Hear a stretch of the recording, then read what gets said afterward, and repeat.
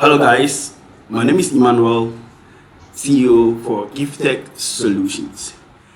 It's been a while, and I think today in this particular video I'm doing it in English. Mostly the content I've been making on GiftTech Solutions platform has been in P, our local language. Of course, we've not stopped that. We will still be doing content in P, but then we will equally be doing some content in English so that it can benefit everybody, or everybody can have a fair share of our content. Today I'm going to discuss a very important topic with you. So I would like you to watch this video to the end. Now, we all know that YouTube, TikTok, and these streaming platforms are now the new gold mining for online revenue generation. So if you want to make money online, you create content for these platforms and then you'll be able to make money from these platforms. So we have a lot of people who are now having the job title or description called content creators. Now, most people start new YouTube channels, and then when they reach monetization, they are rejected and they don't even know where and how they can find the issues that's affecting their YouTube channel. So today I'm going to show you one of the crucial things you need to know and you should be doing once you start your new YouTube channel, so that when you reach monetization, when you reach the point where you can monetize your videos, you don't face any challenge. I have helped a lot of people, and in recent times we've been silent on this channel and I've not been making a lot of videos because I've been working with a lot of clients on their YouTube channels. Because of that, in April, we will be bringing you a training on content creation and then monetization on YouTube and TikTok. And so if you are interested in joining that training program, the description have the link. So you can actually look into the description, click on the link and register. It's just 250 cedis and it will be happening right here in Sunyani in GiftTech Solutions Innovation Center. Now, let's go to the topic for which I am here. If you look at YouTube, right, mostly the main reason why most people get rejected have to do with copyright. And most people don't see it until they've made the monetization, and then there's that kind of challenge that come out, and then YouTube rejects the application, and then they don't even know what happened. Okay, so let's go to our computer, and then let me show you what I'm talking about. So mostly if you go to YouTube, you see something like what we're seeing on your screen. So this is a YouTube channel for a client, right? So I'll be blending out most of the things on this channel for privacy's sake, okay?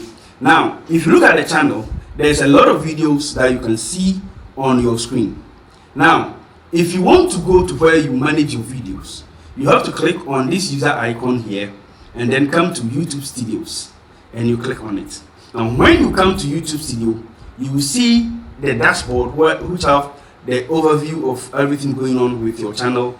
You have contents, and that is all the content you'll be posting on YouTube, including your videos, shorts, and live videos, and then post as well. Now, you come to analytics, which also give you an overview of the information about your website for the last 28 days, or the information about your YouTube for the last 28 days. And then you have a community where you see the reaction going on your channel, subtitles, and then copyright. Okay, this is where we have to talk about. Now, YouTube have two types of copyrights that you should know about. And so we have copyright is basically the right of people contents. So if I create content to YouTube, that content I've created, if I'm the originator or the original creator of the content, then that content belongs to me. So I have that right as a creator on that content. Now, most of the times, YouTube gives space for people to reuse other people's content, which is mostly referred to as fair use. So fair use is basically me creating my content, but picking part of someone else's content to be used as a reference point in my content so that I can make sense with my content. It could be more like giving a criticism about somebody's content that they've created, sharing your opinion about something that have already happened and somebody have posted it, and many other stuff, right? And so news publication, blogging, a lot of some of these things comes under fair use. So you see a lot of bloggers picking content that have already been created to now talk about it in their own content. So mostly you also use people's songs, and songs also comes with copyright. So there's a lot of things that comes into it. Now all these copyrights that you can use people's content and music for or videos for, there are certain times where the originator or the content creator allow you to use their content on YouTube, but you can't monetize them, okay? And so if the person doesn't allow you to even use their content at all, it will appear on this interface that you are seeing right now. Now on this interface, you see that nothing yet to see. It means that nobody have requested a copyright remover on any of my content. So my content is genuine. And so most people see this page and they feel like they don't have any copyright infringement that can affect their channel. Okay, so they feel like, okay, my channel is clean, there's no copyright against me. Who told you? You see, this is just one part of it. But there are other content that you use, it doesn't affect your channel until you want to monetize. Okay, and by so doing, when you reach monetization, that is where these things pop up. So I'm going to show you how you can identify those contents. So you see right here where you have nothing yet to see. You said that you haven't submitted a copyright strike request, and look for a copyright claim someone made on your videos. So this is where you have to go. Here, click on video list. When you click on the video list, it will now pay copyright for your videos. And so you see that there's no much content. But remember, it's not only the videos that you have. You also have shorts, and then you also have the live videos that you stream onto YouTube. So you have to go to short as well. And then when your shorts open, you need to click on this top here, filter. So now my short have opened, so I will click on this part, scroll down and click on copyright. Now you see that it says no matching videos. Now it means that my videos and my shorts doesn't have any copyright whatsoever. What it means is that it doesn't even have a copyright that I'm permitted to use somebody's different content. Like my videos are clean. They don't have any type of the copyright YouTube talks about. Okay, but let's go to my live. So I come to live, and I did a couple of game streaming on this platform just to show you this. So I come here and I click on copyright, and there's a lot of copyright. About 4 videos have copyright on them. Okay, now with this, you see, you go to copyright and there's nothing there, but there are copyright in your videos. And because you didn't know how to check the copyright, you wait till your account reach monetization, and then YouTube will tell you that you can't monetize your content or your platform because it have something against the YouTube policy or community guidance. And so at that point in time, you now begin to find out what is happening. You go through all your videos and you don't see any copyright against you. Okay, so what you need to do is frequently be checking this on both your videos, your shorts and live videos, so that you can mitigate these challenges before you reach monetization. So how do you mitigate this kind of risk on your YouTube channel? All you need to do is you come here, you see where they've written the copyright, put your mouse on it, and then you see details. They will tell you copyright protected content found. The owner allows the content to be used on YouTube. You see, so actually the person is not taking down my videos in as much as I'm using his or her videos or music. Now this is where it gets tricky, because this content that mostly give you this kind of copyright issues is content that we pick from third-party platforms. Mostly they call themselves royalty-free content. So either music, sound, pictures, videos on content and platform like Canva, FreePix and the rest. Those content is free. They will tell you copyright-free videos. But the point is, they are not free like that. The person allows you to use it on YouTube.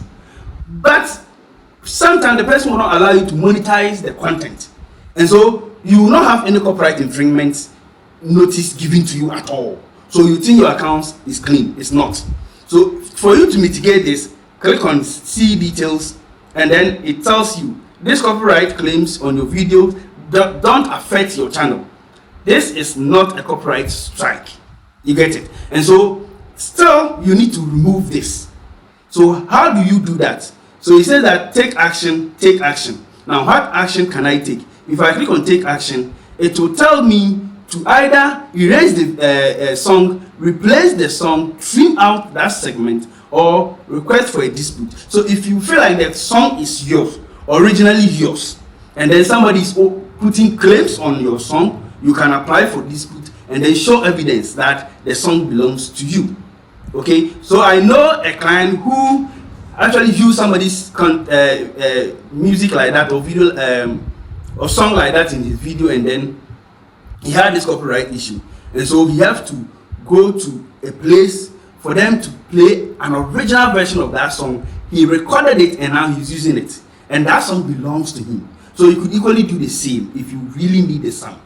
But if you don't really need the sound, you can click on erase sound. So it depends on the content. Sometimes you have to take down the whole video and re-edit the video, add sound that you feel like it will not have any copyright strike or any copyright issues, and then you re-upload it. But in this scenario, it's just a video game like eFootball 2020, and I was streaming. That's it. So what I'm going to do right now is erase that song because it doesn't really affect the content I uploaded. So I will just click on continue and then erase sound. Okay, so you can also say mute all sound in the claim segment. So I'll just do that and then click OK. But if I want, I can simply erase that song only. So I click on this and click on erase sound. Now you see that it's in progress. So I've taken an action and YouTube will erase that sound, and so my video will no longer be at risk in terms of when I reach monetization. Let's go back again, go to the same process again. So it said this video can be seen in some territories. So it also have a bunch of sound that were in the video, and I need to take all of them off. So I will come here.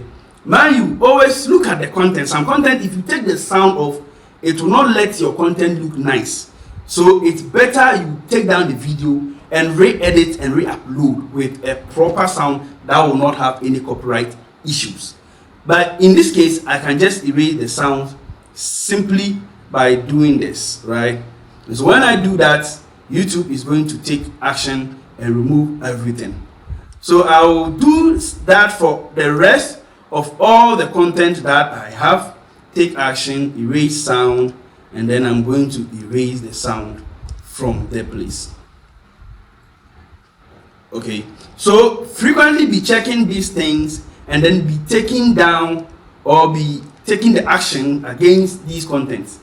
But as I said, it depends on the type of content you posted. If you feel like you take or you erase the sound and it will not help, it will not let your content look nice, appealing to your audience, then it's better you take down the whole video, re-edit and re-upload, and that will help you a lot. Okay, so I hope today you've learned something, and you will do this if you are a new YouTuber or you have a new channel on YouTube. Man, you don't always be posting everything you see on YouTube just because you want to grow your channel. Man, you growing the channel responsibly will help you mitigate a lot of risk. If you need any support with regards to your YouTube channel, you can contact us on the numbers on the screen, and we'll be willing and more than happy to help you. Also, remember our training coming on in April, which is on digital content creation and monetization, which I want you to be part of it. Look in the description for the link to this event. Register. It's only 250 Ghana cedis, and join us and let's learn together on how we can monetize the content we create on this digital media platform. Thank you.